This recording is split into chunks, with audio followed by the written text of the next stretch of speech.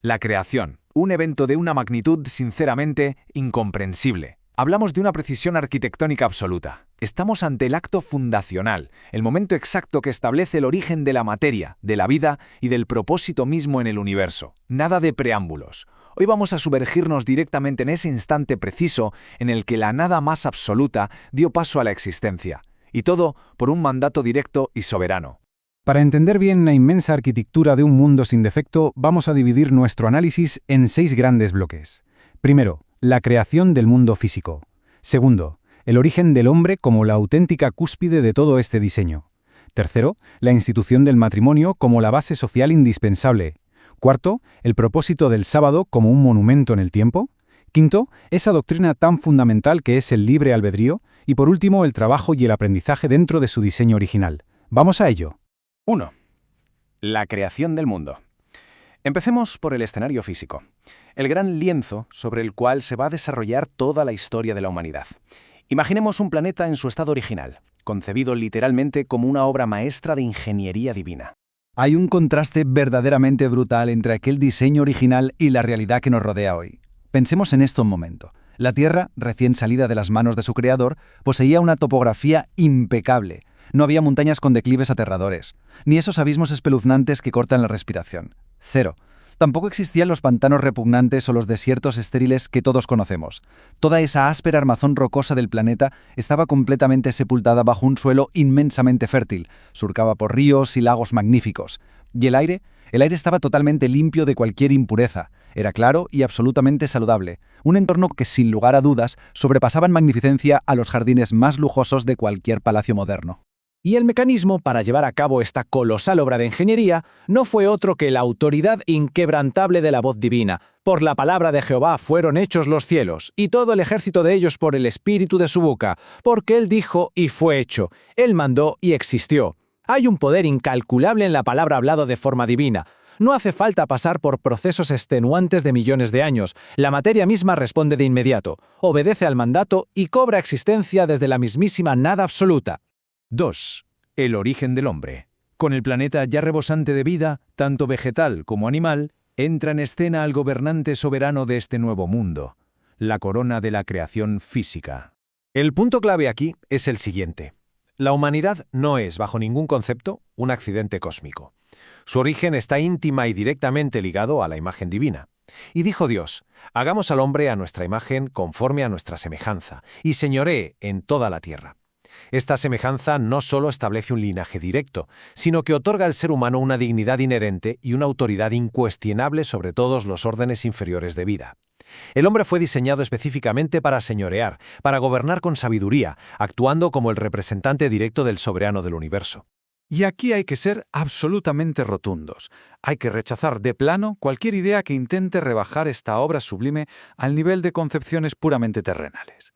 El origen humano es un acto directo y majestuoso del Creador. No existe base alguna para sostener que el ser humano llegó a existir mediante un lento y degradante proceso evolutivo a partir de formas de vida inferiores. La genealogía de la humanidad no viene de moluscos, gérmenes o cuadrúpedos. Nada de eso. El primer ser humano fue formado del polvo, sí, pero fue insuflado con vida directamente, coronado y constituido con toda la dignidad innegable de un hijo de Dios. Si nos fijamos en las características de esta primera humanidad, empezamos a comprender la verdadera magnitud de su perfección original.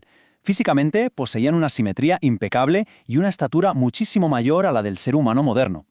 No necesitaban vestiduras artificiales. En su estado de absoluta pureza, estaban rodeados por una majestuosa envoltura de luz y gloria. Y a nivel interno, el equilibrio era sencillamente perfecto. Tenían una mente capaz de comprender los misterios más profundos, afectos completamente puros y unas pasiones que estaban, de forma permanente y estricta, bajo el dominio de la razón pura. 3. La institución del matrimonio. Con el ser humano ya establecido en su hogar, el siguiente paso lógico era construir el marco social indispensable. Hablamos de la necesidad vital de compañía. Todo este proceso fue muy deliberado y, sobre todo, profundamente pedagógico. Primero, el hombre examinó y fue dando nombre a todas las criaturas vivientes, comprendiendo así su naturaleza. Al hacer esto, se hizo evidente una realidad innegable. Entre todas esas maravillosas criaturas, reinaba una soledad absoluta para él. No había un igual. Es justo en ese momento, ante el reconocimiento evidente de esta necesidad, cuando el creador interviene directamente y forma a la mujer, proporcionando por fin una compañera de su misma naturaleza. El método empleado aquí encierra un simbolismo profundísimo. La mujer fue creada de una costilla tomada del costado del hombre. Esto define un equilibrio exacto, milimétrico. Ojo a esto, no fue tomada de la cabeza para dominarle, ni tampoco de los pies para ser humillada o pisoteada como si fuera un ser inferior. Para nada. Fue tomada del costado para estar a su lado, como su igual absoluto, cerca de su corazón para ser inmensamente amada y protegida, garantizando así una unión íntima, fuerte y sumamente afectuosa. Y para esta pareja inmaculada se preparó un hogar sin igual, un santuario ubicado al oriente. Pero olvidémonos de ostentosas construcciones artificiales de piedra o metales. Su arquitectura estaba viva. Estaba formada por hermosas plantas trepadoras y ramas que se inclinaban por el peso de frutos deliciosos. Las paredes y los doseles eran la obra directa del sumo artista. Y justo en el epicentro exacto de este entorno perfecto, se levantaba con una gloria y un esplendor inigualables el árbol de la vida, que poseía el poder literal de perpetuar la existencia material. 4. El propósito del sábado. Una vez finalizada toda la monumental estructura del mundo físico y social, se estableció un monumento perpetuo, pero no en el espacio, sino en el tiempo. 6.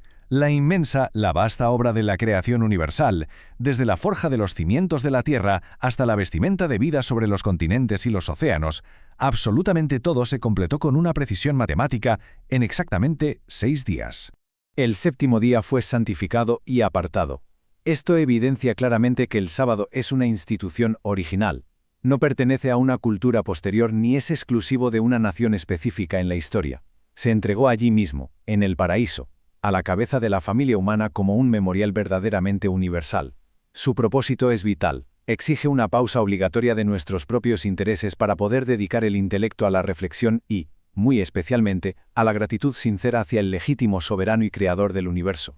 El sábado actúa básicamente como un faro. Dirige la mente humana hacia el inmenso libro de la naturaleza. Como bien se anuncia, los cielos cuentan la gloria de Dios, y la expansión denuncia la obra de sus manos. Es precisamente en la observación meticulosa de las leyes físicas, en ese asombroso orden astronómico y en la botánica, donde se hace visible y completamente evidente el poder infinito, la sabiduría inescrutable y el orden perfecto de su autor. 5. El libre albedrío. Y así llegamos al eje central, al gran pilar sobre el cual gira absolutamente toda la moralidad del universo, el concepto crucial de la elección y la prueba espiritual. El libre albedrío es la condición indispensable para que exista la vida bajo la ley divina. Entendamos esto con total y absoluta claridad. Sin la libertad de elegir, el ser humano no sería más que un mero autómata, una especie de mecanismo biológico programado. Y claro, una lealtad forzada carece de cualquier tipo de valor moral. El verdadero desarrollo del carácter, la auténtica nobleza intelectual, exigen que los seres inteligentes tengan esa libertad inalienable de prestar o de negar voluntariamente su obediencia. Por lo tanto, para garantizar la seguridad eterna del universo, esta lealtad tenía que ser puesta a prueba. La prueba era clara y sus parámetros eran exactos. Se estableció la prohibición sobre un único árbol en el centro del huerto, bajo severa pena de muerte. El objetivo, frenar de raíz cualquier indicio de egoísmo, y aquí es fundamental prestar atención a los detalles exactos de este conflicto. Se permitiría la exposición a las tentaciones de un adversario. Y cuidado, este tentador no se presentó como esas figuras grotescas con cuernos y cola que a menudo inventa la cultura popular. En absoluto, se presentó en su forma real, un ángel caído, imponente, con rostro de varón y provisto de 2 alas. Una prueba real y moralmente muy exigente. 6. El trabajo y el aprendizaje. Llegamos a nuestro último bloque de análisis centrado en la ocupación diaria y ese eterno currículo diseñado para una mente humana impecable. Aquí encontramos una profunda crítica filosófica a nuestra ambición materialista contemporánea. La verdadera satisfacción intelectual y la felicidad genuina se encuentran en la perfecta sencillez, en esa comunión directa con las obras creadas, descubriendo los misterios de un entorno natural. Todo ese orgullo que impulsa la construcción de edificios colosales y súper costosos, y toda esa búsqueda incesante del lujo artificial, la verdad es que palidecen. Resultan completamente vacíos si los comparamos con la grandiosidad de la bóveda celeste y la perfección de la vida orgánica en ese hogar original. Y esto nos desvela un error conceptual verdaderamente monumental de nuestra sociedad respecto a la ocupación física. El trabajo, en su diseño original, no es una maldición que debamos despreciar o algo que genere únicamente fatiga y dolor. En el plan original de la creación, la indolencia y el estancamiento sencillamente no tenían cabida. El trabajo se instituyó antes de cualquier caída moral como una auténtica bendición, una actividad vigorizante totalmente indispensable para mantener ocupada la mente, para fortalecer el cuerpo y para actuar como un escudo, una salvaguardia impenetrable contra la tentación. El insondable nivel intelectual de estos primeros estudiantes requería, lógicamente, de unos maestros sin igual, y sus instructores no eran otros que el propio Creador omnisciente y los ángeles santos. Estamos hablando de seres de una pureza imponente, majestuosos, con rostro de varón y provistos de 2 alas. Las materias que estudiaban iban desde la anatomía del insecto más minúsculo hasta la inmensa estructura del leviatán en las aguas profundas. Dominaban los complejos misterios de la luz, del sonido, y conocían la precisión matemática de los movimientos planetarios. Todo esto se desarrollaba en un entorno de paz absoluta, donde ejercían un dominio total sobre un reino animal que no albergaba ni la más mínima sombra de temor. Todo esto nos deja con una reflexión final verdaderamente monumental, de esas que sobrecogen y cambian perspectivas. Pensemos por un instante en la capacidad mental de seres que comenzaron con una inteligencia apenas un poco inferior a la de los ángeles celestiales. Si la humanidad hubiera mantenido esa lealtad absoluta e inquebrantable a lo largo de todos estos milenios, ¿cuán inconmensurablemente profunda sería hoy nuestra capacidad analítica? ¿Hasta dónde llegaríamos para comprender los misterios del cosmos, para conquistar cada nueva frontera científica y para asimilar ese amor infinito que sostiene todo el universo? Es, sin duda alguna, una pregunta que redefine por completo nuestra visión de lo que realmente significa el potencial humano.